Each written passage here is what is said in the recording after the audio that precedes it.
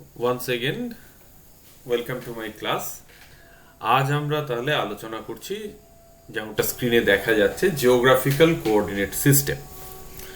এখন geographical coordinate সিস্টেমটা বুঝতে গেলে আমাদের প্রথমেই যেটা জানা দরকার সেটা হচ্ছে পৃথিবীর আকৃতি সম্পর্কে।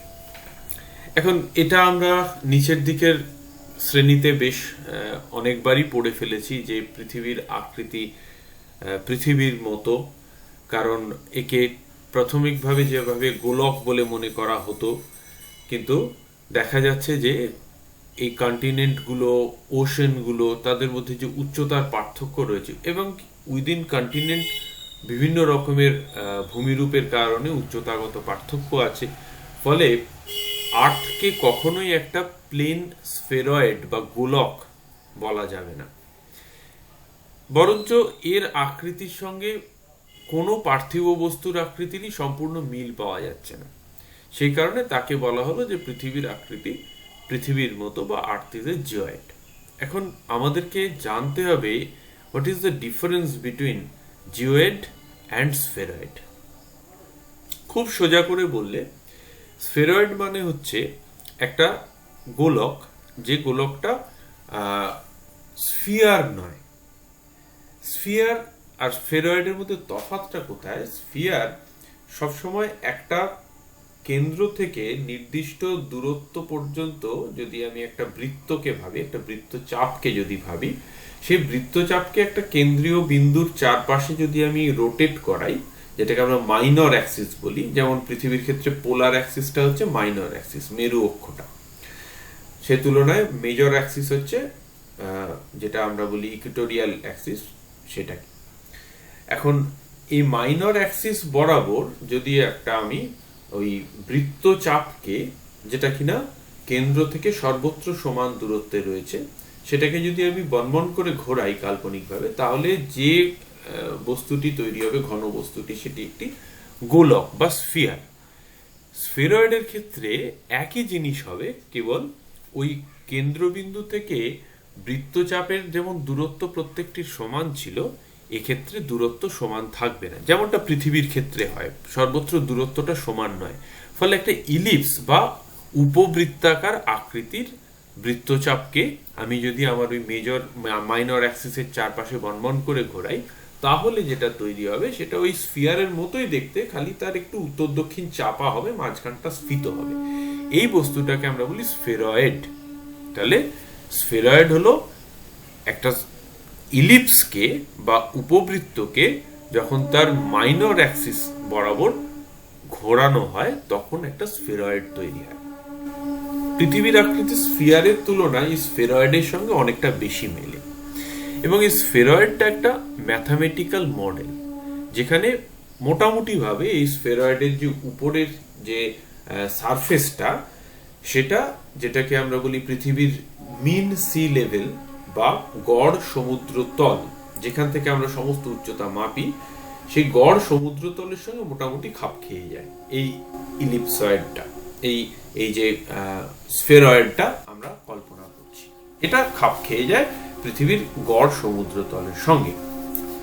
ফলে এই যে স্ফিয়ারের যে কনসেপ্টটা, আমরা তার উপরে আমরা যদি কতগুলো কাল্পনিক রেখা বসিয়ে নিতে পারি, তাহলে সেটা আমাদেরকে একটা মোটামুটি ইউনিভার্সাল একটা সিস্টেম তৈরি করে দেয়, যে সিস্টেমটা আমরা পৃথিবীর উপরে যে কোনো বিন্দুর দূরত্ব মাপতে ব্যবহার করতে পারি, অবশ্যই উইথ এ স্কেল। কিন্তু মুশকিল হচ্ছে যে আমরা যখন জিওগ্রাফাররা যখন একটা সার্ভে ওয়ার্ক করি, তখন আমরা কেবলমাত্র একটা স্থানের অবস্থান নিয়েই সন্তুষ্ট থাকি না, বরঞ্চ সেই অবস্থানের আরো গভীরে যাওয়ার চেষ্টা করি। অর্থাৎ তার উচ্চতা, একটা বিন্দুর থেকে অন্য বিন্দুর যে অ্যাজিমুথ বা ডাইরেকশন, সেটাকে বের করার চেষ্টা করি। আমরা দেখার চেষ্টা করি যে সেটা স্থানীয় যে তল, তার থেকে কতটা উপরে বা নিচে আছে। তো এই জায়গাতে কি হয়, এক্ষেত্রে আমাদের ওই স্ফেরয়েডের মডেলটা খুব একটা কাজে আসে না। স্ফেরয়েড মডেলটা আমাদের অবশ্যই একটা বেসিক স্ট্রাকচার প্রদান করে, যেটার উপরে ভিত্তি করে আমরা ম্যাপ মেকিং করতে পারি। কিন্তু যখন আমি একটা ডিটেলস জিওডেটিক সার্ভে করি বা ডিটেলস আমি যখন একটা রিজিয়নকে নিয়ে যখন খুব জিওমরফোলজিক্যাল ফিচার্সগুলোকে আমি যখন একেবারে ডিটেলসে তুলে আনার চেষ্টা করি ম্যাপের মধ্যে, তখন একটা সমস্যা দেখা দেয়। তো সেই ক্ষেত্রে আমরা কিন্তু জিওয়েড সারফেসটাকে ইউজ করি। এই জিওয়েড সারফেসের ক্ষেত্রে কি করা হয়, আমরা সাধারণত একটা কম্প্রোমাইজেশন করি, আমরা বলি কম্প্রোমাইজেশন। সেই কম্প্রোমাইজেশনটা কীরকম, আমি প্রথমে এই চিত্রটার দিকে মনোযোগ দিতে বলবো। এখানে 3টে লাইন দিয়ে ড্র করা হয়েছে। একটি হচ্ছে সম্পূর্ণ বৃত্ত, যেটা হচ্ছে স্ফিয়ার হলে যেটা হতো। অপরটি হচ্ছে এই তার থেকে বাইরের দিকে একটু বেরিয়ে আসা আর উপর দিকে একটু চেপে যাওয়া স্ফেরয়েড। আর তার উপরে যে অবিন্যস্ত যে রেখাটা টানা হয়েছে এবড়ো খেবড়ো, সেটা হচ্ছে আমাদের জিওয়েড। অর্থাৎ ওপরের এই এবড়ো খেবড়োটি হচ্ছে প্রকৃত যেন পৃথিবীর দোতক, আর তারপরে যে এই ইলিপসয়েড যেটা করা হয়েছে, ইলিপসয়েড বা স্ফেরয়েড যেটা করা হয়েছে, সেইটা হচ্ছে আমাদের ম্যাথামেটিক্যাল রিপ্রেজেন্টেশন অফ আর্থ। আর ভিতরেরটা হচ্ছে একটা বৃত্ত, যেটা আমার একটা সাজেস্টিভ লাইন, যেটা আমাকে বোঝাচ্ছে যে অপর দুটির সঙ্গে একটি তফাৎটা কতটা। তো স্ফিয়ার হলে সর্বত্র এইভাবে সমান হতো, কিন্তু স্ফিয়ার নয়, বরঞ্চ উত্তর দক্ষিণটা চাপা আর মাঝখানটা ফোলা। এটাকে একটা ইলিপসয়েড বা স্ফেরয়েড আমরা বলতে পারছি। তাহলে এখানে একটা ভার্টিক্যাল এক্সাজারেশন হচ্ছে, ভার্টিক্যাল স্কেল এক্সাজারেশন হচ্ছে। কোথায় না, যেখানে এই স্ফিয়ার আর স্ফেরয়েডের মধ্যে একটা তফাৎ দেখা দিচ্ছে। লক্ষণীয় হচ্ছে যে মেরুর দিকে এই ধরনের এক্সাজারেশনটা অলমোস্ট নিয়ার টু নীল, শূন্য। কিন্তু ইকুয়েটরের কাছে বা নিরক্ষীয় অঞ্চলের কাছাকাছি এটা সব থেকে বেশি হয়। তাহলে এক্ষেত্রে আমরা কি করতে পারি, যেহেতু দুটোই ম্যাথামেটিক্যালি, একটা হচ্ছে স্ফিয়ার আর একটা হচ্ছে স্ফেরয়েড বা ইলিপসয়েড, আমরা ম্যাথামেটিক্যালি কিন্তু এখান থেকে একটা ক্যালকুলেট করে বের করে নিতে পারি যে আমার স্কেল কম্প্রোমাইজেশন কোথায় কতটা হচ্ছে।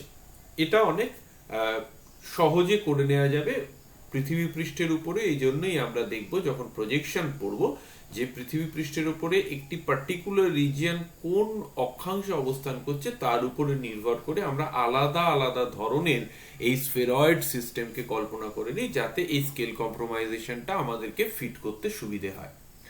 কিন্তু মুশকিল করে দিচ্ছে জিওয়েড, কারণ এই যে কোথায় কন্টিনেন্ট অবস্থান করছে আর কোথায় ওশেন অবস্থান করছে, এটা আমরা যখন এই স্ফেরয়েড সিস্টেমের উপরে আবার ইম্পোজ করে দিই, তখন দেখি যে এই ভার্টিক্যাল স্কেল কম্প্রোমাইজেশনটা আর ইউনিভার্সালি করা যাচ্ছে না। আমি যেমন এর আগে যখন স্ফিয়ার আর স্ফেরয়েডের মধ্যে যখন স্কেল কম্প্রোমাইজেশনটা নিয়ে আলোচনা করছিলাম, তখন দেখছিলাম যে মোটামুটি আমি একটা সর্বত্র সমান ধরনের, অর্থাৎ আমি যদি ধরো এটা say for example 45 degree north, 45 degree নর্থে ইস্টার্ন হেমিস্ফিয়ার ওয়েস্টার্ন হেমিস্ফিয়ার দুটো জায়গাতেই আমি সমান ধরনের স্কেল কম্প্রোমাইজেশন পাচ্ছিলাম। কিন্তু যদি আমি এখন স্ফেরয়েডের উপরে যদি জিওয়েডের সারফেসটাকে সুপার ইম্পোজ করে দেখি, তাহলে দেখব যে এই স্কেল কম্প্রোমাইজেশনটা ঘটে যাচ্ছে। এখানে হয়তো এই ধরনের ডিপ্রেশন ক্রিয়েট হয়ে যাচ্ছে, দ্যাট ইজ ফর ওশান, আর আমি কন্টিনেন্টের ক্ষেত্রে এই ধরনের আপরাইজ দেখতে পাচ্ছি।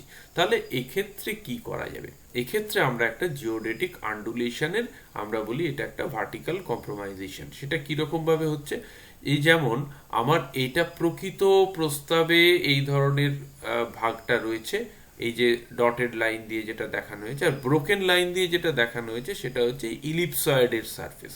এই জায়গাটা একটু ভালো করে লক্ষ্য করতে বলবো। তো এখানে আমরা কি করছি, জিওয়েড যখন করছি তখন আমরা এই সারফেসের কম্প্রোমাইজেশনটাকে দুদিক থেকে একটা ইকুইটি তৈরি করার চেষ্টা করছি। অর্থাৎ কন্টিনেন্টাল পার্টে সেটাকে কমিয়ে আনছি আর ওশেনিক পার্টে সেটাকে বাড়িয়ে দিচ্ছি। কন্টিনেন্টাল পার্টে সেটা কমিয়ে আনলাম, এগেন সেটা কিন্তু স্ফেরয়েডের তলের থেকে কিছুটা ওপরেই থাকলো। হোয়ারাজ ওশেনিক পার্টে সেটাকে আমি উঠিয়ে আনলাম, কিন্তু সেটা স্ফেরয়েডের তলের থেকে কিছুটা নিচেই থাকলো। এই যে কম্প্রোমাইজেশনটা, এটা আমাদেরকে কি করে, এটা আমাদেরকে মোটামুটি কোনো একটা স্থানের আরএল বা রিডিউসড লেন্থ, যেটা আমরা সার্ভেতে বলি, that is the benchmark height or the real height, যেভাবেই নামটা ডাকি না কেন, যেটা হচ্ছে সমুদ্র তল থেকে একটা স্থানের প্রকৃত উচ্চতা, যেটা সেই উচ্চতাটা বের করতে সাহায্য করে আমাদের এই জিওয়েড কম্প্রোমাইজেশন বা জিওয়েডের এই আন্ডুলেশনটাকে যখন আমরা কম্প্রোমাইজ করে নিয়েছি। That is why it is called a datum. আমি সেই কথায় আসছি। What is a datum? Datum হচ্ছে এমন একটা ম্যাথামেটিক্যাল মডেল। কেন ম্যাথামেটিক্যাল বলছি? এটাকে আমরা যথেষ্ট হিসেব কষে ফর্মুলা দিয়ে তৈরি করি। That is why it is mathematical and it is non existent. এটা বাস্তবে আমি মাটির উপরে সমুদ্রের নিচে কোথাও দেখতে পাবো না। That is why it is a model and it is a mathematical model. এই ম্যাথামেটিক্যাল মডেলটা আমাদের একটা রেফারেন্স প্লেন হিসেবে কাজ করে। Why reference? কারণ একটা তুল্যমূল্য স্থান না থাকলে তুমি কিসের থেকে উচ্চতা মাপবে? যেমন ধরো ধরো আমার উচ্চতা 6 ফুট 2 ইঞ্চি।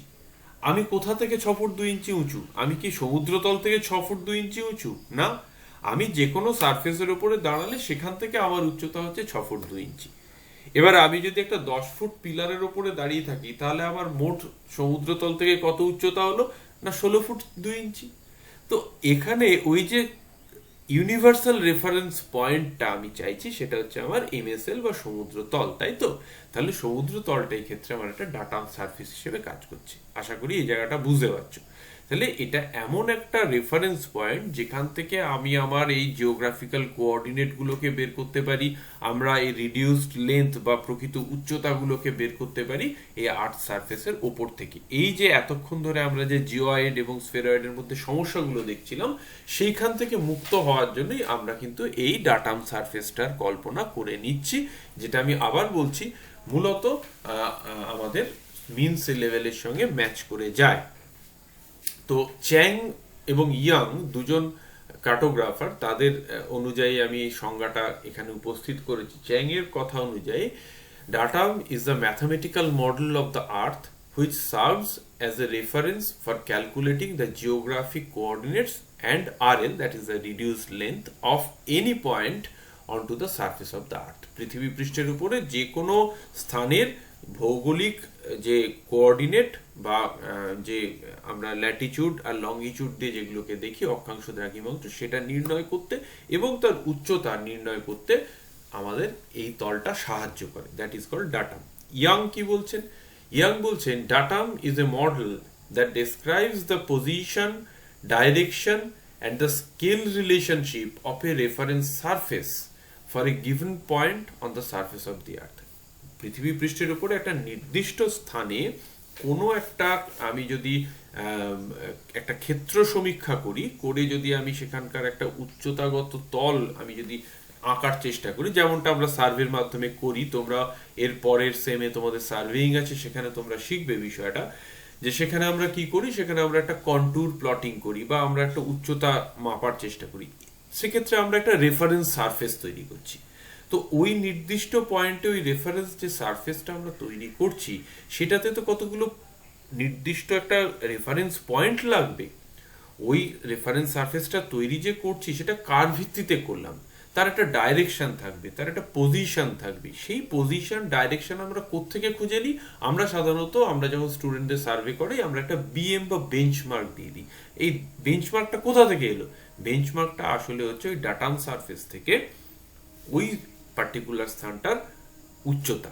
তাহলে এক্ষেত্রে ওই বিএমটা একটা রেফারেন্স পয়েন্ট হিসেবে কাজ করলো, যা থেকে আমি আমার সার্ভের মাধ্যমে, সে আমি যেরকম সার্ভেই করি না কেন, মানে আমি সেটা একটা থিওডোলাইট সার্ভে করে উচ্চতা বের করছি একটা বিল্ডিং এর, কিংবা আমরা একটা ডাম্পি লেভেল সার্ভে করে আমরা পুরো অঞ্চলটার একটা কন্ট্যুর ম্যাপিং করছি, বা আমি প্লেন টেবিল সার্ভে করে কাজটা করার চেষ্টা করছি, মানে প্রত্যেকটা ধরনের সার্ভের সঙ্গে এটা যুক্ত একটা রেফারেন্স পয়েন্ট আমাদের লাগে।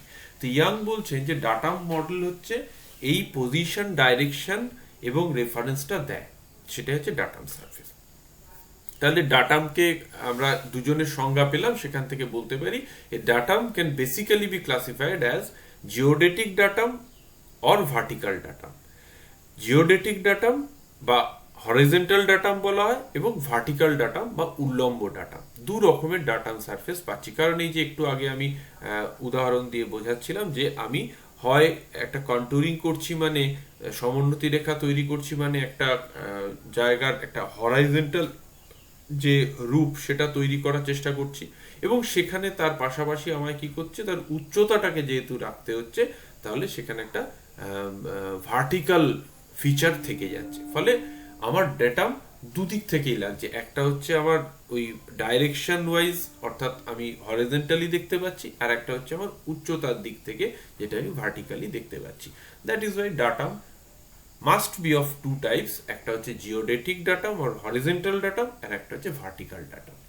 এবার এই জিওডেটিক বা ভার্টিক্যাল দু ধরনের ডাটামকেই আবার লোকাল আর গ্লোবাল দুটো ভাগে ভাগ করা যায়। আমরা এক এক করে সেগুলোকে দেখি। So what is geodetic datum?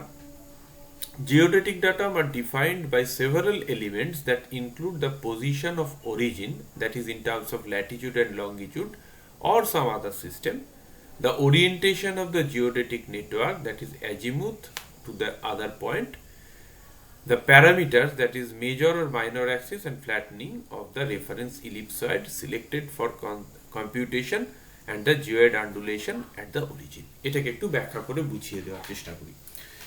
বিষয়টা হচ্ছে যে আমরা যখনই একটা 3 ডাইমেনশনাল স্ফেরয়েডকে 2 ডাইমেনশনাল প্লেনে ম্যাপের মধ্যে দেখানোর চেষ্টা করব, তখনই সেখানে একটা কি হবে, সেখানে একটা মেজর এন্ড মাইনর অ্যাক্সিস বরাবর একটা ফ্ল্যাটেনিং এর প্রয়োজন পড়বে। তুমি মনে মনে কল্পনা করো যে তুমি একটা কমলা লেবুর খোসা খুব যত্ন করে ছাড়িয়েছো, তার ভিতর থেকে কোয়াগুলো বের করে নিয়েছো, নিয়ে ওই কমলা লেবুর খোসাটাকে চাপ দিয়ে এবং টান দিয়ে সেটাকে একেবারে সমান একটা কাগজের মতো করার চেষ্টা করছো। তাহলে অবভিয়াস রেজাল্ট কি হবে? অবভিয়াস রেজাল্ট হবে যে কমলা লেবুর খোসাটা ফেটে ফেটে যাবে। ফেটে ফেটে যাবে তার মানে ওখানে স্ট্রেচিং হয়েছে, স্ট্রেচিং হয়ে ফেটে গেছে।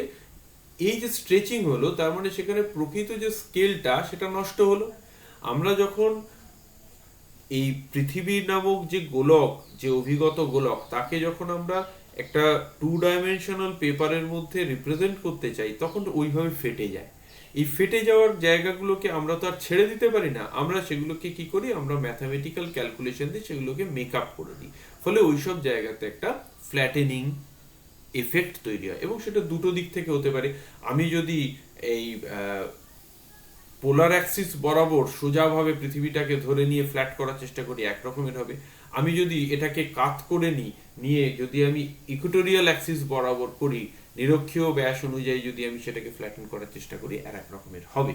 তাহলে এটা আমরা বুঝতে পারছি যে মেজর মাইনর অ্যাক্সিস বরাবর ফ্ল্যাটেনিং করলে তার রেফারেন্সটা আলাদা আলাদা ধরনের হয়ে যাবে। কিংবা ধরো কি ধরনের ইলিপসয়েডকে আমি নিয়েছি, আমি ইলিপসয়েডটা নানা প্রয়োজন অনুযায়ী নিতে পারি। যেমন ধরো আমি যদি এমন কোনো কন্টিনেন্ট বা এমন কোনো দেশকে ম্যাপের মধ্যে রিপ্রেজেন্ট করতে চাই যেটা মিড ল্যাটিটিউডে আছে, তাহলে আমি যে ধরনের ইলিপসয়েড ব্যবহার করব তার ম্যাপ জেনারেট করতে গেলে, সে তুলনায় পোলার রিজিয়নের, ধরো আন্টার্কটিকার ম্যাপ করব, তার ইলিপসয়েডের কিন্তু ব্যাসার্ধগুলো আলাদা হবে। বা তুমি ইকুয়েটোরিয়াল রিজিয়নের কান্ট্রিগুলো, আফ্রিকা, এশিয়া, দক্ষিণ এশিয়ার ম্যাপ তৈরি করতে হবে, তার জন্য কিন্তু ইলিপসয়েডগুলো আলাদা করতে হবে। কেন আমরা ইলিপসয়েডটা আলাদা ব্যবহার করি না, ওই যে বলেছিলাম যে এই যে তফাতটা, এটা তো ইউনিভার্সাল নয়, যেহেতু জিওয়েড আমাদের, তাই প্রত্যেকটি স্থানের অনুসরণে তাদের মিনিমাম, যাতে এই ফ্ল্যাটেনিং এর ফলে মিনিমাম ডিস্টরশন হয়, সেই দিকে লক্ষ্য রেখে আমাদেরকে কি করতে হয় না, এই ইলিপসয়েডটা চুজ করতে হয়। তাহলে কি ধরনের ইলিপসয়েড নেওয়া হয়েছে, কিভাবে ফ্ল্যাটেনিংটা হয়েছে, বা আমি কোন ধরনের প্রপার্টিটাকে ওখানে দেখাতে চাইছি, আমি শেপটাকে নির্দিষ্ট একদম সঠিক থাকবে সেরকম দেখাতে চাইছি, অর্থাৎ শেপ প্রিজার্ভেশন হচ্ছে, নাকি আমি অ্যাজিমুথ আর ডাইরেকশনটাকে সঠিকভাবে দেখাতে চাইছি, তাহলে আমার আর এক ধরনের কাজটা করতে হবে। এইভাবে আমাদেরকে স্থির করে নিতে হয় যে আমার এই ইলিপসয়েডটা কি ধরনের হবে। তো সেই অনুযায়ী আমাদের এই জিওডেটিক ডাটামটাও কিন্তু চেঞ্জ করে যায়। Global geodetic datum are those that have been developed for the purpose of georeferencing based on a single point on the surface of the earth. সারা পৃথিবীটাকে আমরা কতগুলো খাঁচার মতো, তারের খাঁচার মধ্যে ভরে ফেলব, সেটাকে আমরা বলবো আমাদের রেফারেন্সিং কোঅর্ডিনেটস। এখন সেই কোঅর্ডিনেটটা শুরু করতে গেলে আমাকে কোনো একটা জায়গা থেকে শুরু করতে হবে। হয় আমাকে ওই গ্রিনিচ অবজারভেটরি থেকে শুরু করতে হবে, নয় আমার কেন্দ্র থেকে শুরু করতে হবে, বা XYZ কোনো একটা বিন্দুর থেকে, পার্টিকুলার বিন্দুর থেকে আমাকে ধরে নিতে হবে যেখান থেকে আমি বাকি পৃথিবীর অন্যান্য অংশগুলোর দূরত্বকে পরিমাপ করতে পারবো, এবং সেই দূরত্বের উপর ভিত্তি করে আমি এই কোঅর্ডিনেট সিস্টেমটাকে তৈরি করব। তাহলে there must be a reference point, একটা সিঙ্গেল পয়েন্ট যেটার উপর ভিত্তি করে সারা পৃথিবীটাকে আমি এই ধরনের কোঅর্ডিনেট দিয়ে মুড়ে ফেলতে পারবো। তার জিওডেটিক ডাটাম যখন এরকম একটা পয়েন্ট থেকে করা হয় যেখান থেকে সারা বিশ্বটাকে এইভাবে তৈরি করে নেওয়া যাবে, তখন সেটাকে আমরা বলি গ্লোবাল জিওডেটিক ডাটাম। এই যে আমরা অক্ষাংশ আর দ্রাঘিমাংশের যে নেটওয়ার্কটা দেখি, আমরা এরপরে ডিটেলসে পড়বো, ওটাকে আমরা জিওগ্রাফিক্যাল কোঅর্ডিনেট সিস্টেমের মধ্যে পড়বো। তবুও এখন একটু বলে রাখি যে এক্ষেত্রে আমরা কি করি, আমরা দেখি যে গ্রিনিচকে পয়েন্ট হিসেবে, রেফারেন্স পয়েন্ট হিসেবে আমরা ব্যবহার করছি।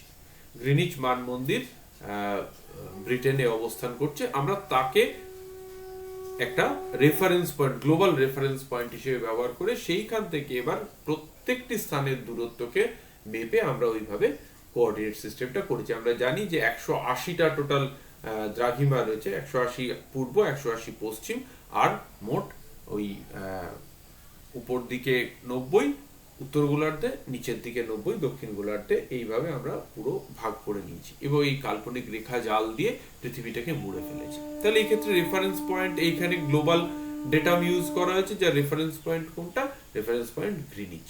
এরকম আরো অনেক রেফারেন্স ডেটাম রয়েছে, গ্লোবাল ডেটাম রয়েছে, আমরা সেগুলো সম্পর্কেও জানবো। কিন্তু আমি একটা পার্টিকুলার রিজিয়নকে যদি খুব ইন্টেন্সিভলি স্টাডি করতে চাই, তখনই গ্লোবাল ডেটাম দিয়ে আমাদের কাজ হয় না। তার কারণ কি? তার কারণ ওই আবার আগের আঁকাটাতে আমি ফিরে যেতে বলবো যে পৃথিবী পৃষ্ঠের এই বক্রতাগুলো আলাদা আলাদা, ভীষণ আলাদা, প্রত্যেকটি স্থানের আলাদা। সেই কারণে আমি যদি একেবারে লোকাল লেভেলে যদি করতে চাই, তখন আমার আর ওই গ্লোবাল ডেটাম নেওয়ার প্রয়োজন পড়ে না। তার পরিবর্তে আমি কোনো একটা লোকাল পয়েন্টকে আমি আমার রেফারেন্স হিসেবে ধরে নিই। সেজন্যই বলছে যে local geodetic datum are based on ellipsoid that best fit earth surface in a particular area of interest. যেমন ইকুয়েটরের কাছে হলে আমি কি ধরনের ইলিপসয়েড ইউজ করব যাতে স্কেল পার্থক্যটা সব থেকে কম হয়। সেই একই জিনিস যদি আমি উত্তর মেরুতে দিতে চাই, তাহলে বিশাল একটা এরর চলে আসবে। তখন উত্তর মেরুর নিয়ে যদি আমি একটা কাজ করতে চাই, প্রজেকশন করতে চাই, ম্যাপ আঁকতে চাই, তাহলে আমাকে আর একটা অন্য ধরনের ইলিপসয়েডের কল্পনা করতে হবে। অর্থাৎ আমার যার থেকে আমরা এই গুলো তৈরি করি, জেনারেটিং গ্লোব, সেই জেনারেটিং গ্লোবের যে বক্রতা সেগুলো আলাদা আলাদা নিতে হবে। তখন আমি সেটাকে বলবো লোকাল জিওডেটিক ডাটাম। এই লোকাল ডাটাম আর গ্লোবাল ডাটামের মধ্যে অনেক ধরনের আছে। যেমন আমাদের এখানে এই মুহূর্তে সারা পৃথিবীতে যে সিস্টেমটা সব থেকে বেশি চলে সেটার নাম হচ্ছে WGS84, সেই সম্পর্কে আমরা পরে পড়বো। সেটা হচ্ছে একটা গ্লোবাল ডেটাম, জিওডেটিক ডাটাম।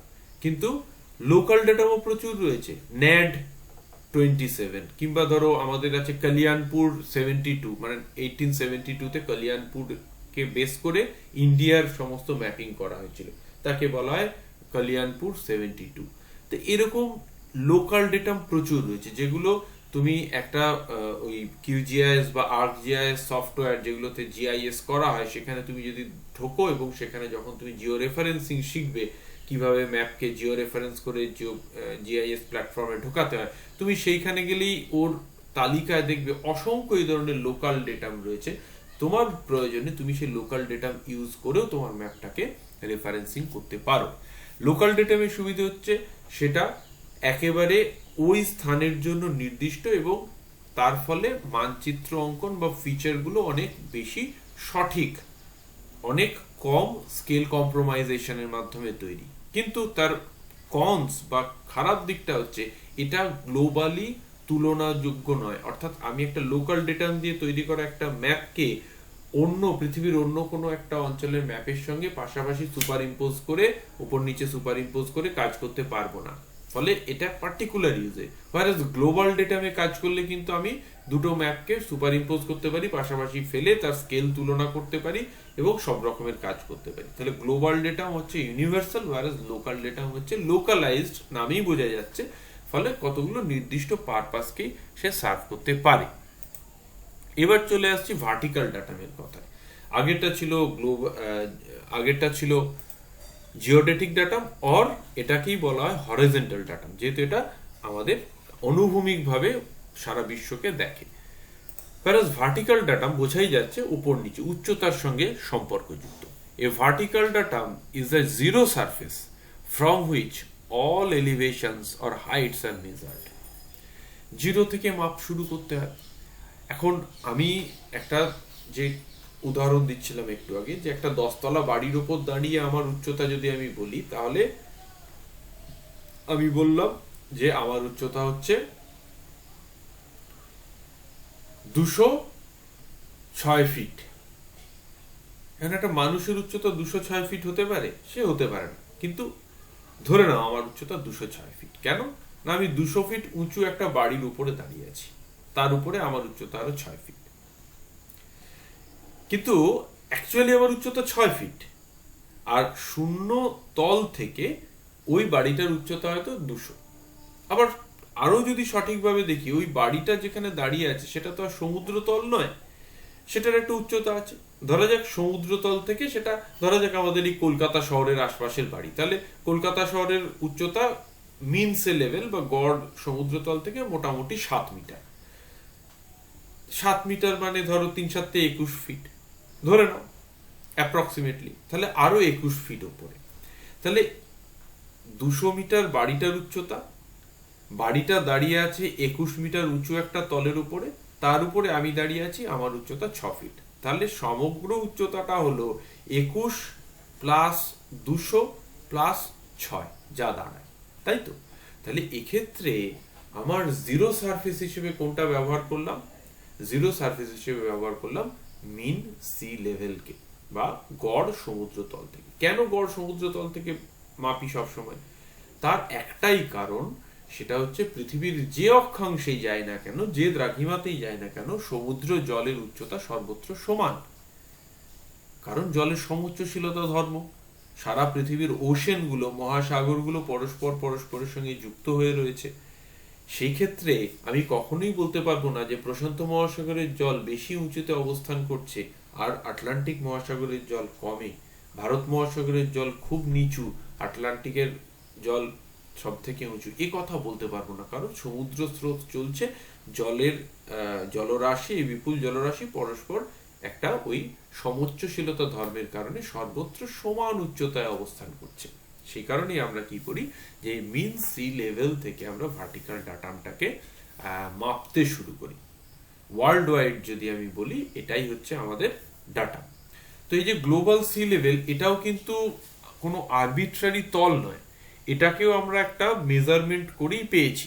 এবং সেটা পেয়েছি কোত্থেকে বা পাচ্ছি কোত্থেকে? সেটা হচ্ছে এই global sea level observing system বা GSLOS।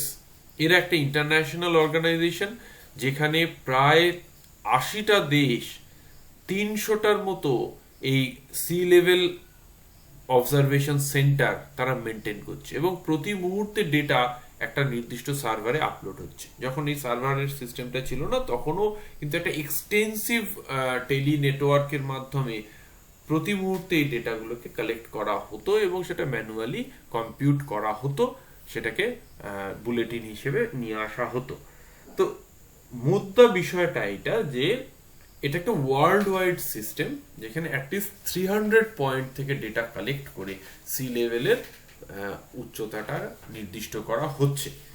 তো এরাই কিন্তু এই ডাটামটা মেনটেন করে, এই যে ভার্টিক্যাল ডাটাম, এটা মেনটেন করে এরা, এবং এই কারণে আমরা কিন্তু সমস্ত হিসেবটা শুরু করি সি লেভেল থেকে। তো গ্লোবাল ভার্টিক্যাল ডাটাম তাহলে হচ্ছে সি লেভেল, মিন সি লেভেল আমরা পেয়ে গেলাম, যেটা আমরা এই গ্লোবাল সি লেভেল অবজার্ভিং সিস্টেমের মাধ্যমে পেয়ে যাচ্ছি। কিন্তু একটা স্থানীয় স্তরে লোকালি আমি যদি মাপতে চাই, সেক্ষেত্রে আমি এটা নাও নিতে পারি, আমি ইগনোর করে যেতে পারি, যেমনটা আমরা রিলেটিভ রিলিফের ক্ষেত্রে করি। রিলেটিভ রিলিফ বা আপেক্ষিক উচ্চতা, যেমন ওই পাশাপাশি দুটো বাড়ি আছে, একটার উচ্চতা 200 ফিট, একটার উচ্চতা 250 ফিট, তাহলে এদের দুজনের মধ্যে উচ্চতাগত তফাৎ মাপার জন্য কিন্তু আমায় ওই মিন সি লেভেল পর্যন্ত পৌঁছতে হবে না। কেন? কারণটা খুব সোজা, একটা পার্টিকুলার লোকালিটিতে সেটা মিন সি লেভেল থেকে একই উচ্চতায় থাকবে, এটা ধরে নিচ্ছি আমরা। ওই যে বললাম যে 21 ফিট উঁচুতে রয়েছে, এখন কলকাতার আশপাশে সব জায়গায় আমি ধরে নিচ্ছি যে ওই 7 মিটার বা 21 ফিট উপরে রয়েছে মিন সি লেভেল থেকে। তাহলে সেক্ষেত্রে আমি এই কলকাতা শহরের বাড়িগুলোর উচ্চতার তুলনা যখন করব, তখন আমার প্রত্যেকবার ওই মিন সি লেভেল থেকে ধরার কোনো দরকার নেই, আমি ওই 21 ফিট বা 7 মিটারের উপর থেকেই মাপটা শুরু করছি। ফলে আমার এই গ্লোবাল কম্পোনেন্টটাকে বাদ দিয়ে আমি লোকালি একটা ফ্ল্যাট সারফেস, জিরো সারফেস কল্পনা করে নিচ্ছি, যেখান থেকে আমি এবার বলছি যে এক্স নামক বাড়িটা 200 ফিট উঁচু, ওয়াই নামক বাড়িটা 250 ফিট উঁচু, জেড নামক বাড়িটা 300 ফিট উঁচু। তাহলে এক্স এর থেকে ওয়াই 50 ফিট বেশি উঁচু, আবার ওয়াই এর থেকে জেড আরো 50 ফিট বেশি উঁচু, আর এক্স এর থেকে জেড 100 ফিট বেশি উঁচু। এই যে ক্যালকুলেশনগুলো আমি করলাম, সেক্ষেত্রে কিন্তু আমি লোকাল বেস লেভেলটা, জিরো লেভেলটা ধরে নিলাম, যেখানে মাটিতে দাঁড়িয়ে আছে এই বাড়িগুলো। ঠিক আছে? তো এটাই হচ্ছে লোকাল ভার্টিক্যাল ডেটামের কাজ। আচ্ছা, তো আমরা আগেই বলেছি যে এই যে গ্লোবাল ডেটাম যেগুলো আমরা পাচ্ছি, যে যেমন এই আমার হরাইজন্টাল যে জিওডেটিক ডেটামের কথা বলছি, সেই সমস্ত ক্ষেত্রে আমরা বলেছিলাম যে পৃথক পৃথক ইলিপসয়েড মডেল রয়েছে। সেই মডেলগুলো বিভিন্ন সময়ে ম্যাথামেটিক্যালি ক্রিয়েট করেছেন আলাদা আলাদা ব্যক্তি বা গোষ্ঠীরা। যেমন এখানে এরির কথা দেখছি, এরি একজন রয়্যাল জিওগ্রাফার ছিলেন, 1830-তে তিনি করেছিলেন, যেখানে তিনি এই এই এই মাপগুলো রেখেছিলেন, এই ইকুটোরিয়াল অ্যাক্সিস, পোলার অ্যাক্সিস। এবং এখানে একটা লক্ষণীয় বিষয় আছে, দেখবে যে প্রত্যেকটা ক্ষেত্রে ইলিপসয়েড গুলোর ক্ষেত্রে কিন্তু দেখো যে ইকুটোরিয়াল অ্যাক্সিসটা পোলার অ্যাক্সিসের থেকে একটু বেশি। তো এইটা রেখে তারা কি করেছেন, যে দুটো সমান হয়ে গেলে কি হতো, সেটা স্ফিয়ার হতো। যেমন নিচে লেখা আছে, দেখো স্ফিয়ারের ক্ষেত্রে দুটো ইকুটোরিয়াল অ্যাক্সিস যা, পোলার অ্যাক্সিসও তাই। ফলে এখানে ইনভার্স ফ্ল্যাটেনিংটা ইনফিনিটি, এখানে কিছু হয় না, জিরো। জিরো যেহেতু তফাৎটা, তাই এই 1/0, জিরো দিয়ে কোনো কিছুকে ভাগ করলে সেটা সবসময় ইনফিনিটি হয়ে যায়। তো সেই কারণে স্ফিয়ারের ক্ষেত্রে এই ইনভার্স ফ্ল্যাটেনিংটা জিরো। আমরা কিন্তু সেটা নিই না, ওই জন্য আমরা কি নিই, আগে আমরা 1830-তে এরির মডেল নিয়ে কাজ হয়েছে, পরবর্তীকালে ক্লার্ক 1866-এ তিনি আর একটা ধরনের ইলিপসয়েড মডেল দিয়েছেন, বেসেল দিয়েছেন। পরবর্তী সময়ে ইন্টারন্যাশনাল ইনস্টিটিউট অফ কার্টোগ্রাফার্স, তারা এই ইন্টারন্যাশনাল 1924, দীর্ঘদিন এইটা দিয়ে কাজ হতো, তারা এই অ্যাক্সিসটা ধরে ইলিপসয়েডটা তৈরি করতেন, যার থেকে গ্লোবাল কোঅর্ডিনেটটা মাপা হতো। কার্সোভস্কি, ইনি মূলত সোভিয়েত, তিনি ওখানে সোভিয়েত যে ম্যাপগুলো তৈরি হতো, তারা মূলত এই জিওডেটিক ডাটামটাকে ইউজ করতো। পরবর্তীকালে একটা চেষ্টা করা হয় যে একত্রিত করে, মানে সমস্ত মতগুলোকে একত্রিত করে একটা মডেল তৈরি করার, তা না হলে পৃথিবীর ম্যাপে ভীষণ অসুবিধে দেখা দিচ্ছিল। তো সেই ক্ষেত্রে তখন কি করা হয় না, ওই এই 1980 যে মডেলটা, হ্যাঁ, এই যে জিআরএস 1980 মডেলটা নেওয়া হয়। তো সেটাকেই আরেকটু মডিফাই করে 1984-তে WGS 1984 বা WGS 84 এটা বলা হয়। তো এইটাই এখন সব থেকে বেশি, এরা কিন্তু ইলিপসয়েডটা মূলত ব্যবহার করে, এই 1980 যে ইলিপসয়েডটা সেটাকে ইউজ করে। তাতে সামান্য কিছু পরিবর্তন তুমি এখানে লক্ষ্য করলে বুঝতে পারবে যে এইটা একই আছে, ইকুটোরিয়াল অ্যাক্সিসটা একই আছে, খালি পোলার অ্যাক্সিসের ক্ষেত্রে সামান্য একটু এক্সাজারেশন করা হয়েছে, সামান্য 1 মিটারের সামান্য এক্সাজারেশন করা হয়েছে, তাতে আরো একটু জিনিসটা মানে সত্যি কথা বলতে কি আর একটু অ্যাকিউরেট হয়েছে, আর কিছুই না। তো সেইখানে আমরা দেখতে পাচ্ছি যে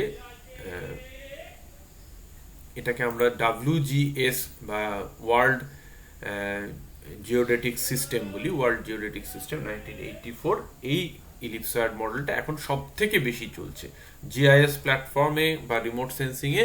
এই মুহূর্তে WGS 1984টাই all over the world use করা হয়। তো এখানে আরো কয়েকটা এই ধরনের বলা হয়েছে যে ওয়ার্ল্ড জিওডেটিক সিস্টেম WGS 1984। এখানে দেখো ওই যে আগেরটা বলছিলাম যে GRS 1980, সেই GRS 1980টাই নিচ্ছে। তো এটাই প্রাইমারি প্যারামিটার নেওয়া হয়েছে। আর তার সঙ্গে কি করা হয়েছে, তফাৎটা যেটুকু করা হয়েছে যে লোকাল ডেটাম বেশ কয়েকটা জায়গা থেকে রেফারেন্স ডেটাম তোলা হয়েছে, দিয়ে তাকে সেকেন্ডারি প্যারামিটার হিসেবে যোগ করা হয়েছে, করে এই ডেটামটা তৈরি করা হয়েছে। তো এর আগে NAD27 নর্থ আমেরিকাতে এখনো কিছু কিছু ম্যাপে এই ডাটামটা ইউজ করা হয়। NAD83 নর্থ আমেরিকান ডাটাম 1983তে তৈরি করা হয়েছিল। তো এই ধরনের বেশ কিছু আছে। আমি কলিয়ানপুর 1975, কলিয়ানপুর 1872 এরকম আলাদা আলাদা ডেটামের কথাও বলেছি। আমাদের এই পশ্চিমবঙ্গের নিচের দিকের ম্যাপগুলো করার জন্য ওইগুলো কিন্তু ইউজ করা হয়। তো এগুলো স্পেশালাইজড। তো যেমন এখানে একটা উদাহরণ দেওয়া হয়েছে, এটা একটু দেখে নিতে পারো। এই যে ক্লার্ক করেছিলেন 1866 এ NAD27। তো এটা কোথায় না, এ দেখো এখানে লঙ্গিটিউডিনাল অরিজিনটাকে গ্রিনিচ মেরিডিয়ানে রাখা হয়েছিল, আর ওর রেফারেন্স পয়েন্টটা নেওয়া হয়েছিল এই মিডাস র্যাঞ্চ, কানসাস একটা প্রদেশ আমেরিকার, সে মিডাস র্যাঞ্চ একটা খামার বাড়ি, সেইখান থেকে সারা বিশ্বের কোঅর্ডিনেট সিস্টেমটা শুরু করা হয়েছিল। তো সেটা হচ্ছে NAD27 এ। আবার NAD83তে ওটা একটু চেঞ্জ করে দেওয়া হয়েছিল, কি ওই যে GRS 80 ততদিনে হয়ে গেছে, এটা তো 83তে হচ্ছে, 1983তে, ততদিনে GRS 80 ডাটাম ইলিপসয়েডটা চলে এসছে এবং সেটা অনেক বেশি অ্যাকিউরেট বলে ধরা হয়েছে। তো এটাকে এই GRS 80তে এবং তার ফলে NAD83তেও সেন্টার অফ দ্য আর্থকে ধরা হয়েছিল রেফারেন্স পয়েন্ট হিসেবে, whereas লঙ্গিটিউডিনাল অরিজিন সেই গ্রিনিচ মেরিডিয়ানেই রাখা হয়েছিল। WGS 84 এর কথা তো আমি বলেইছি আগে, আর নতুন করে বলার কিছু নেই। তো WGS 84 এর কিছু প্যারামিটারস আছে, এগুলো একটু আমি বলে দিচ্ছি জাস্ট, সব যে তোমাদের এক্ষুনি কাজে লাগবে তা না। আই মিন গ্র্যাজুয়েট লেভেলে এটা সবসময় কাজে লাগে না, কিন্তু যারা হায়ার কার্টোগ্রাফি পড়ছে বা মাস্টার ডিগ্রি লেভেলে পড়ছে তাদের ক্ষেত্রে এটা অবশ্যই গুরুত্বপূর্ণ। WGS 84 এর বেশ কিছু ইউনিক প্যারামিটারস ছিল, যেমন এখানে কোঅর্ডিনেট যেগুলো, সেগুলো মনে করা হয় যে আর্থ সেন্টার থেকে শুরু করা হয়েছে। আর এবং এক্ষেত্রে WGS 84 এর বৈশিষ্ট্য যেটা, সেটা হচ্ছে যে এতে যে গ্রস এরর যেটা, সেটা ভীষণ নমিনাল, মাত্র 2 সেন্টিমিটার, এবং considering the greatness of the earth 2 centimetre তফাৎ কোঅর্ডিনেট সিস্টেমে খুবই নমিনাল। ফলে এক্ষেত্রে আমরা বলি যে ডিস্টরশনটা অনেক কম। এই কারণেই কিন্তু WGS 84 এত বেশি ব্যবহৃত হয় বা এতদিন ধরে ব্যবহৃত হচ্ছে। In WGS 84, the meridian of zero longitude is the IERS reference meridian. What is IERS? IERS হলো ইন্টারন্যাশনাল আর্থ রোটেশন সিস্টেম বা সার্ভিস। ইন্টারন্যাশনাল আর্থ রোটেশন সার্ভিস বলা হতো আগে, এখন এটার নাম হয়েছে, একটু চেঞ্জ করে দেওয়া হয়েছে, international earth rotation and reference system service. এটা ওই গ্রিনিচে অবস্থান করছে এবং এদের যে কাজ হচ্ছে যে সময় মাপা, এই সময়ের সঠিক যে মাপ সেটা রাখা। একটা সিসিএম ক্লক রয়েছে, সেই সিসিএম ক্লক দিয়ে এই সময়ের হিসেবটা মাপা হয়। এবং সময়ের সঙ্গে লঙ্গিচুডের যে সম্পর্ক, সেটা নিশ্চয়ই তোমরা জানো যে সারা বিশ্ব জুড়ে এই যে লঙ্গিচুড পার হওয়ার সঙ্গে সঙ্গে এই যে লোকাল টাইম এন্ড গ্লোবাল টাইমের সঙ্গে যে তফাৎটা, এই টোটাল মেনটেনেন্সটা করার দায়িত্ব হচ্ছে এই IERS তাদের। তো এই IERS তারা যে মেরিডিয়ানটাকে রেফারেন্স মেরিডিয়ান হিসেবে ব্যবহার করে, সেটা হচ্ছে এই যে 5.31 arc second east of the Greenwich prime meridian. 5.31 arc second, মানে আর্ক সেকেন্ড হচ্ছে আমরা যেমন ডিগ্রি দিয়ে মাপি একটা গোলকের তেমনি আর্ক সেকেন্ড দিয়েও মাপা যায়। আর্ক সেকেন্ড তোমরা নিশ্চয়ই জানো, ডিগ্রি মিনিট সেকেন্ড আছে, সেই সেকেন্ডের নিচে হচ্ছে আর্ক সেকেন্ড। সে arc second 5.3 arc second east of Greenwich prime meridian, সেই জায়গাতে WGS 84 এর রেফারেন্স লঙ্গিটিউডটা 0 হিসেবে ধরা হয়, এবং এটা করসপন্ড করে 102.5 metre at the latitude of Royal observatory.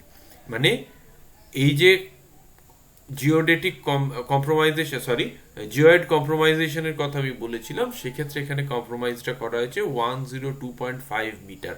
কোথায়? রয়্যাল অবজারভেটরি অফ গ্রিনিচ যেখানে আছে সেই পয়েন্টে বলা হচ্ছে, ওটাকে রেফারেন্স পয়েন্ট হিসেবে ধরা হচ্ছে। সেখান থেকে আরো 102.5 মিটার উঁচু করে নিলে সেই কাল্পনিক তলটা যে ল্যাটিটিউডটা হচ্ছে সেইখান থেকে এই জিও রেফারেন্সিং সিস্টেমটা কাজ করবে।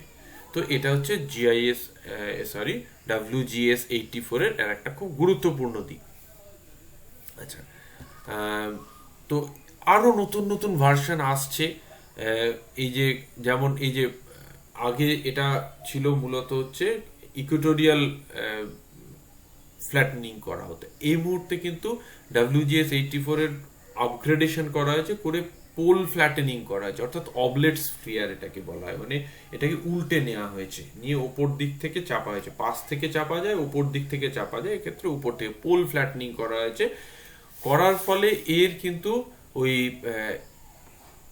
মানে যে কোঅর্ডিনেট সিস্টেম, আমি জানি না তোমরা কতটা সেটা জানো, কোঅর্ডিনেট সিস্টেমের ক্ষেত্রে আমরা যখন মাপ করি একটা XY কোঅর্ডিনেটে, তখন সবসময় কি হয়, দুটো কনস্ট্যান্ট থাকে, একটা হচ্ছে A, একটা হচ্ছে B, এক্স অ্যাক্সিসের কনস্ট্যান্ট আর ওয়াই অ্যাক্সিসের কনস্ট্যান্ট। তো সেই কনস্ট্যান্ট গুলো চেঞ্জ হয়ে যায় যদি আমি এই ফ্ল্যাটেনিং গুলো আলাদা আলাদা জায়গায় করি। তো সেক্ষেত্রে আমরা দেখতে পাচ্ছি যে যখন পোল ফ্ল্যাটেনিং এ পাঠিয়ে দেওয়া হয়েছে এই সিস্টেমটাকে, তখন এর A আর Bটা একটু চেঞ্জ হয়ে গেছে। এটা এখানে রয়েছে জিনিসটা, তোমরা দেখে নিতে পারো, এটা খুব বেশি আমি আর এর ডিটেলসে যাচ্ছি না। তো আরো কিছু প্যারামিটার এখানে দেওয়া হয়েছে।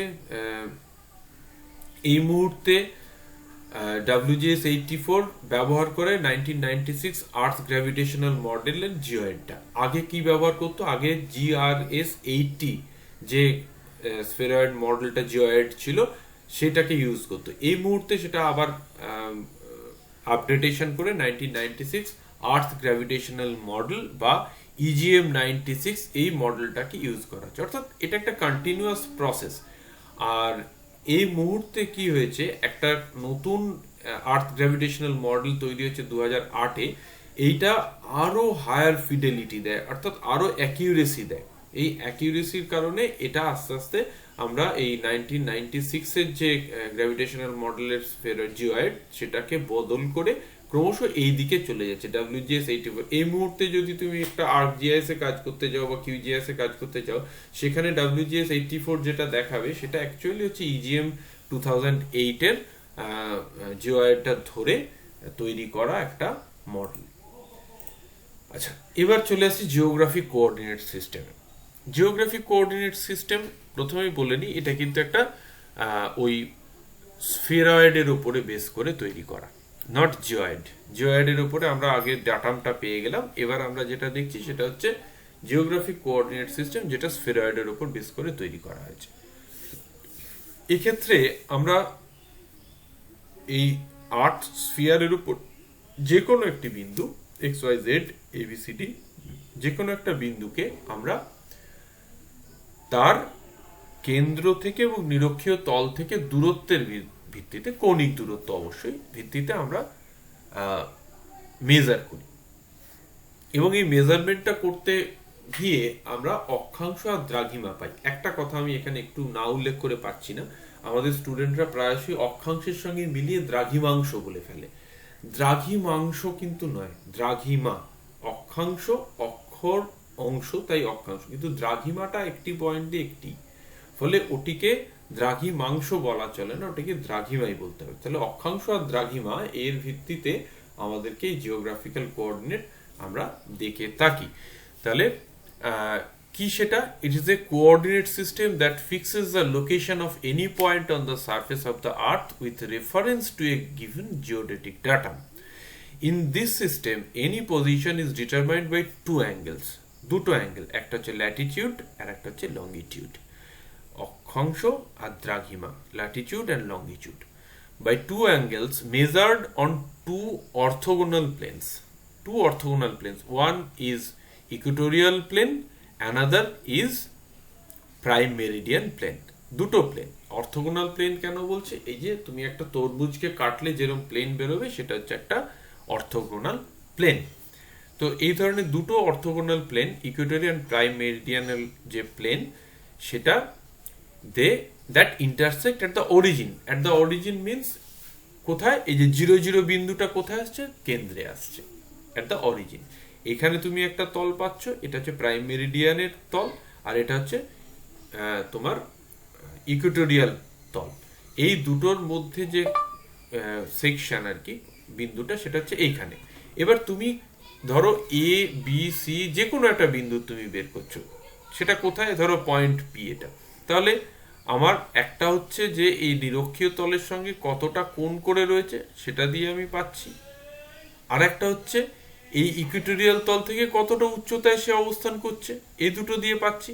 এই উচ্চতাটা হচ্ছে আমার দ্রাঘিমা বুঝিয়ে দেবে, আর এই কৌণিক দূরত্বটা আমার অক্ষাংশ বুঝিয়ে দেবে। এইভাবে আমরা জিনিসটাকে বুঝতে পারবো, এবং এইভাবে যখন আমরা উপস্থাপনা করব তখন আমরা বলবো we are representing through latitudes of parallels and longitudes of meridians। এইভাবে আমরা বের করব। The geodetic latitude of a point is the angle between the equatorial plane and the normal plane at the point on the surface of the earth that intersects it on the plane of meridian। এই জায়গাটা ভালো করে বোঝার আছে। What is latitude? Latitude হচ্ছে অক্ষাংশ। অক্ষাংশ কোনটা? না, একটি বিন্দু সেটা ওই ইকুয়েটোরিয়াল প্লেন, এই ইকুয়েটোরিয়াল প্লেন তার উপর থেকে কতটা অ্যাঙ্গেল তৈরি করেছে, কতটা অ্যাঙ্গেল তৈরি করেছে। এই যে geodetic Latitude of A point আমি পেয়ে যাচ্ছি, এই অ্যাঙ্গেলটা আমি মেজার করব। এটা হচ্ছে ইকুয়েটোরিয়াল প্লেন, আর এটা হচ্ছে এইটা আমি যদি কাল্পনিক আর একটা তল মনে করি, এটা হচ্ছে আর একটা, ধরো এটা 30 ডিগ্রি অক্ষরেখা, তাহলে 30 ডিগ্রি অক্ষরেখা বরাবর যদি আমি আর একটা স্লাইস এরকম প্লেন তৈরি করি, তাহলে সেই অর্থোগোনাল প্লেন, তাদের মধ্যে এই ধরনের একটা নর্মাল দিয়ে আমি যোগ করে দিয়েছি, তাহলে সেটা এই ইকুয়েটোরিয়াল প্লেনের উপরে যে কোণটা তৈরি করেছে সেটাই হচ্ছে আমার জিওডেটিক পয়েন্ট পি এর ল্যাটিটিউড বেরিয়ে গেল। লঙ্গিটিউডটা কি তাহলে?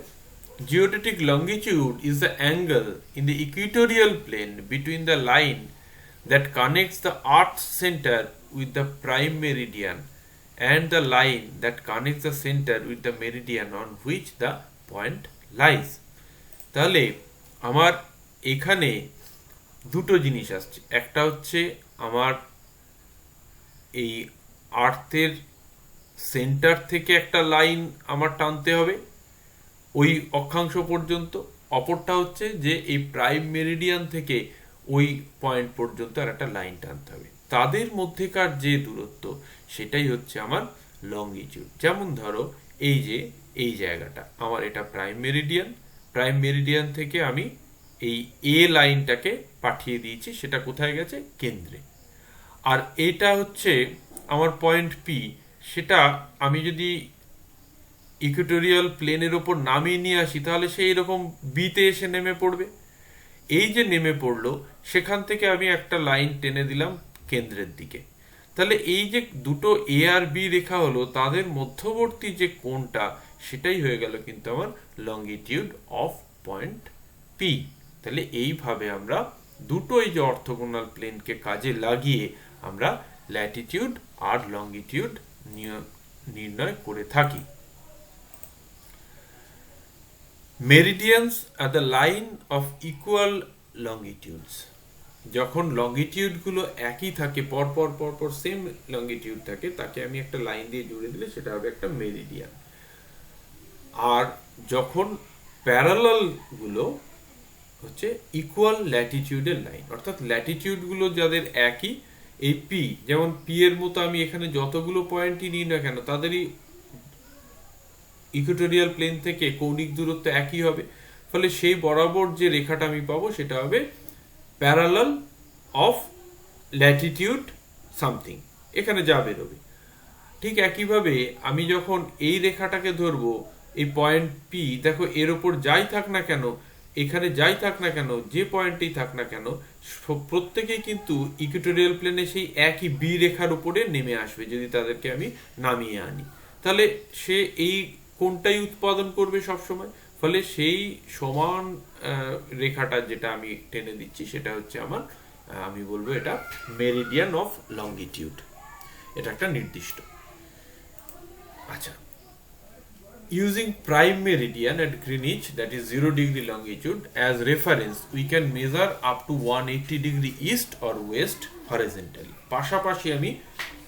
পাশাপাশি আমি ওই গ্রিনিচ থেকে শুরু করলাম 0 ডিগ্রি মেরিডিয়ান, তার থেকে আমি 1 ডিগ্রি করে ইস্টে চলে যাচ্ছি, 1 ডিগ্রি করে ওয়েস্টে চলে যাচ্ছি। দেখবো ইস্টেও মোট 180 গিয়ে শেষ হচ্ছে, ওয়েস্টেও গিয়ে 180-তে শেষ হচ্ছে। মজার বিষয় হচ্ছে লাস্ট লাইক দ্য 0 ডিগ্রি, এই 180 ডিগ্রিটাও করসপন্ড করে যায়, একটা অন্যটার উপরে সুপার ইম্পোজ করে যায়, ফলে 180 degree east is equal to 180 degree west. That is why it has no marker, এটার কোনো নর্থ ইস্ট আর ওয়েস্ট নেই, যেমন 0 ডিগ্রির ইস্ট বা ওয়েস্ট নেই। তো এক্ষেত্রে একটা সিস্টেম আছে আমাদের, আমরা মনে করি ইস্টের দিকে যাব সেটা পজিটিভ, আর ওয়েস্টের দিকে যাব তত নেগেটিভ। কিভাবে বুঝবো? টাইমের ভিত্তিতে।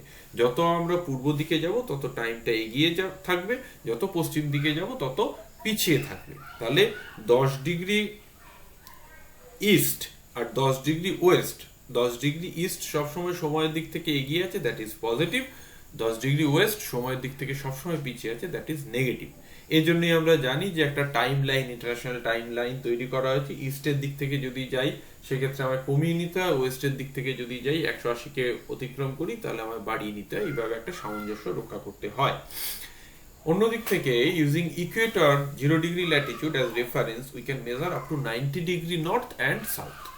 উত্তর দিকে যদি 1 ডিগ্রি করে বাড়ি, আমি বাড়তে 90 ডিগ্রিতে গিয়ে দেখবো আমি একটা বিন্দুতে পৌঁছে গেছি, সেটা রেখা নেই, একটা বিন্দুতে পরিণত হয়েছে। সেম ঘটনা ঘটবে যদি আমি দক্ষিণ গোলার্ধে 1 ডিগ্রি করে ক্রমশ নিচের দিকে নামতে থাকি, তাহলে সেখানে আমরা দেখব যে সেটা একটা বিন্দুতে পরিণত হয়েছে। এক্ষেত্রেও ওই উত্তর দিকটাকে পজিটিভ কোঅর্ডিনেট ধরে নেওয়া এবং সাউথের দিকটাকে নেগেটিভ কোঅর্ডিনেট ধরে নেওয়া হয়। যদিও কিন্তু নেগেটিভ বলছি মানে নেগেটিভ লেখা হয় তা ভেবো না, কোথাও যেন লিখে বসো না যে -30 ডিগ্রি দক্ষিণ অক্ষাংশ, তা নয়। এটা বলছি কারণ এরপরে যখন আমরা রেক্ট্যাঙ্গুলার কোঅর্ডিনেটে যাব তখন বুঝতে আমাদের সুবিধা হবে, দ্যাট ইজ রাইট। তো ল্যাটিটিউড অ্যান্ড লঙ্গিটিউডকে আমরা এইভাবে ইউজ করে থাকি এবং তার সাহায্যে ভূপৃষ্ঠে যে কোনো একটা স্থানের অবস্থান বের করি। নাও coming to rectangular coordinate system. এক্ষেত্রে কি করা হয়, সমগ্র যে পৃথিবীর যে গ্র্যাটিকিউলগুলো, অর্থাৎ latitude, parallels of latitudes and meridians of longitudes গুলো পরস্পরকে ছেদ করে যে খাঁচাটা তৈরি করে তাকে আমরা বলি গ্র্যাটিকিউলস। তো এই গ্র্যাটিকিউলস গুলোকে আমরা একটা একটা জিওমেট্রিক্যাল প্লেনের মধ্যে ফেলে দিই। Geometrical plane is a plane, you can imagine like a plain sheet of paper which have height and length, এই দুটো ডাইমেনশন রয়েছে। তো এখানে আমরা x and y কোঅর্ডিনেটটাকে ইউজ করি। A coordinate is a set of numerical values that fixes the location of a point in a space and a given dimension। এই যে space and dimension এখানে খুব গুরুত্বপূর্ণ। A map is a two-dimensional space in which location of a point is fixed by a set of two numerical values, that is x and y। এই যে একটু আগে আমরা বলছিলাম, আমরা যদি একটা পৃথিবীর ম্যাপকে কল্পনা করি যার মাঝখান দিয়ে চলে গেছে, উত্তর দক্ষিণে চলে গেছে 0 ডিগ্রি মেরিডিয়ান, আর ইস্ট ওয়েস্টে ঠিক মাঝখান দিয়ে চলে গেছে 0 ডিগ্রি তোমার ইকুয়েটোরিয়াল লাইন, তাহলে এক্ষেত্রে সারা ওয়ার্ল্ডটাকে আমি 4টে কোয়াড্রান্টে ভাগ করে ফেললাম এই এক্স ওয়াই দিয়ে। আমি মাঝখানের যে ক্রস পয়েন্টটা 0 বিন্দু যেটা, সেটাকে আমি ঠিক মাঝখানে পাচ্ছি। তাহলে তার থেকে নর্থ ইস্টে যেটা আছে সেটা হচ্ছে এক্সটা আর ওয়াইটা দুটোই পজিটিভ, যেটা সাউথ ইস্টে আছে সেখানে এক্সটা পজিটিভ ওয়াইটা নেগেটিভ, দেখো সাউথে নেগেটিভ। যেটা নর্থ ওয়েস্টে আছে সেক্ষেত্রে ওয়াইটা পজিটিভ এক্সটা নেগেটিভ। মনে করে দেখো, ওই মেরিডিয়ান বলতে গিয়ে বলেছিলাম গ্রিনিচ থেকে যত ইস্টে যাবে তত পজিটিভ আর ওয়েস্টে যাবে তত নেগেটিভ, তাহলে নেগেটিভ। আর যেটা সাউথ ওয়েস্ট কোয়াড্রেন্ট সেক্ষেত্রে দুটোই নেগেটিভ, দেখো এক্স আর ওয়াই দুটোই নেগেটিভ। তাহলে এইভাবে যদি আমি ভাগ করি, এইভাবেও আমরা কিন্তু বার করতে পারি। ফলে যে কোনো একটা বিন্দু ম্যাপের মধ্যে দাঁড় করিয়ে দিলে আমরা স্কেলের সাহায্যে মেপে বলতে পারি এটা কত এক্স, সেটা পজিটিভ আর নেগেটিভ, সেটার ভিত্তিতে আমি ঠিক করে ফেলতে পারবো কোন কোয়াড্রেন্টে সে অবস্থান করছে এবং তার পারফেক্ট লোকেশন বের করে ফেলতে পারবো। So rectangular coordinate system is again a mathematical model that is very helpful to obtain the perfect position of a place upon a map. গ্লোবটাকে আমি ম্যাপে নামিয়ে নিয়ে চলে এসেছি। Rectangular coordinate system is the simplest coordinate system. খুব সোজা, কারণ আমি যদি এক্স আর ওয়াই বরাবর এই গ্রাফে দেখতে শিখে যাই তাহলে যে কোনো লেম্যানের পক্ষেও জিওগ্রাফি কিছু বুঝুক না বুঝুক সে কিন্তু একটা পয়েন্টকে সঠিক জায়গায় প্লেস করে দিতে পারবে বা একটা সঠিক অবস্থান নির্ণয় করে নিতে পারবে। It is the simplest coordinate system used for fixing the location of any real world feature in two-dimensional space. That is a map, two-dimensional space. দৈর্ঘ্য প্রস্থ আছে, তাতে তার উচ্চতা বোঝা যায় না। তো তুমি একটা মালভূমি কোথায় আছে বসাবে, তুমি ম্যাপটা তৈরি করে নিয়ে ওই কোঅর্ডিনেট সিস্টেম অনুযায়ী ঠিক জায়গাতে বসিয়ে দিতে পারবে। তার যদি এক্স ওয়াই কোঅর্ডিনেটটা তোমার জানা থাকে তাহলে ম্যাপে বসাতে সময় লাগবে না। এবং তুমি উল্টোটাও হতে পারে, তুমি যদি একটা পার্টিকুলার প্লেসের এক্স ওয়াই কোঅর্ডিনেটটা জানা থাকে তাহলে তুমি ম্যাপ থেকে সহজেই সেটাকে আইডেন্টিফাই করে নিতে পারবে। Two-dimensional space in this case is defined by two straight lines intersecting each other at right angles called axes. এই যে আমি x অক্ষ থেকে একটা লাইন টানলাম, y অক্ষ থেকে একটা লাইন টানলাম, যেখানে ছেদ করলো সেই বিন্দুটা হচ্ছে আমার অভিষ্ট বিন্দু, যেটাকে আমি বের করতে চাইছি। The point of intersection of two lines is called origin. এই কথাটা মনে রাখতে হবে। The coordinate of any point is defined by two fixed distances measured perpendicularly from these two lines. আমার ওই যে x আর y যেখানে ছেদ করেছে সেটা হচ্ছে পয়েন্ট অফ অরিজিন ও ও, সেখান থেকে আমি যে কোনো বিন্দু কতটা, ধরা যাক আমি বলছি যে আমার বললো যে x কোঅর্ডিনেটে আছে 16 আর y কোঅর্ডিনেটে আছে 10, তাহলে আমি প্রথমে x কোঅর্ডিনেট বরাবর 16 ইউনিট সরে গেলাম ডান দিকে, কেন পজিটিভ বলেছে, 16 ইউনিট ডান দিকে সরে গেলাম। তারপরে আমি স্কেল অনুযায়ী একেবারে ভার্টিক্যালি আমি 10 ইউনিট উপর দিকে উঠে গেলাম, তাহলে যে বিন্দুটা পেলাম সেটাই হচ্ছে আমার এক্সাক্ট লোকেশন। কিন্তু যদি বলতো যে 16 আর -10, সেক্ষেত্রে আমার 16তে যাওয়ার পরে আর আমি উপর দিকে উঠতাম না, মাইনাস মানে সাউথে, আমি ডাউন সাউথ 10টা ইউনিট নেমে যেতাম, আমি পারফেক্ট লোকেশন পেয়ে যেতাম। যদি আমায় বলতো -16 10 16 মাইনাস, তার মানে এক্সটা মাইনাসে যাচ্ছে, তাহলে আমি ওয়েস্টে চলে যেতাম, এক এক করে 16 ইউনিট ওয়েস্টে চলে গেলাম, 10 ইউনিট নর্থে চলে গেলাম, তাহলে সেখানে আমি পারফেক্ট লোকেশন পেলাম। যদি বলতো -16 -10 একটা প্লেসের লোকেশন, তাহলে আমি 16 ইউনিট ওয়েস্টে যেতাম, সেখান থেকে ওই অরিজিন পয়েন্ট থেকে 16 ইউনিট ওয়েস্টে গেলাম, সেখান থেকে আবার আমি 10 ইউনিট সাউথে চলে গেলাম, তাহলে আমি পয়েন্টটা পেয়ে গেলাম। তাহলে এইভাবে আমরা কিন্তু রেক্ট্যাঙ্গুলার কোঅর্ডিনেট সিস্টেম ব্যবহার করে খুব সহজে একটা স্থানের অবস্থান নির্ণয় করতে পারি মানচিত্রে। উল্টো দিক থেকে বলতে পারি, কোনো একটি পার্টিকুলার ফিচারকে, কোনো একটা ধরো একটা পাহাড়, মালভূমি, কোনো একটা শহর, কোনো একটা নদীর বাঁক, তাকে আমি সহজেই মানচিত্রে আইডেন্টিফাই করে নিতে পারি তার অবস্থান থেকে। তা কোঅর্ডিনেট সিস্টেম ম্যাপ প্রজেকশনের সঙ্গে খুব বেশি জড়িত, মানে বলা যায় যে কোঅর্ডিনেট সিস্টেমটার দরকারটাই হচ্ছে ম্যাপ প্রজেকশনের টাকে বাস্তবায়িত করার জন্য। The relationship between coordinate system and map projection is crucial since they are constructed based upon map projections.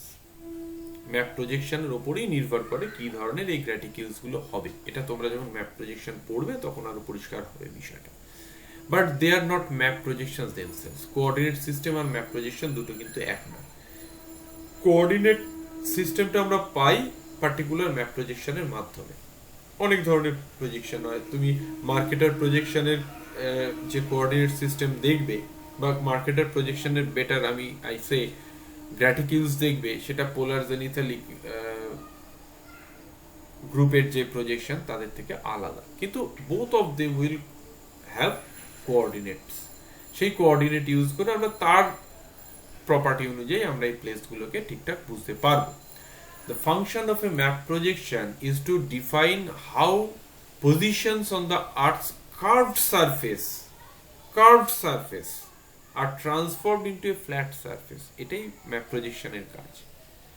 A coordinate system is then superimposed on the surface to provide the referencing framework by which positions are measured and computed.